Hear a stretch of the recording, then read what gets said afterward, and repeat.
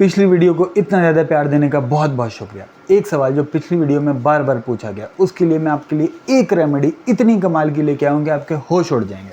Bronchitis, फेफड़ों की नालियों की सोजिश, फेफड़ों में बलगम का जमा हो जाना, साइनस कैविटीज़ में बलगम का जमा हो जाना, यहाँ पे बलगम का जमा हो जाना, इंतहाई बलगमी कैफियत हो जाती है। इसके इलाज के लिए इतनी गज़ब की दवाई है कि मैं आपको बता ही नहीं सकता। होम्योपैथी की एक दवाई यूकलिप्टस ग्लोब मदर टिंचर के अंदर 10 कतरे 1 घूंट पानी में डाल के दिन में 3 दफ़ा लें, हर तरह के बलगम से निजात पाएँ। जज़ाकल्लाह।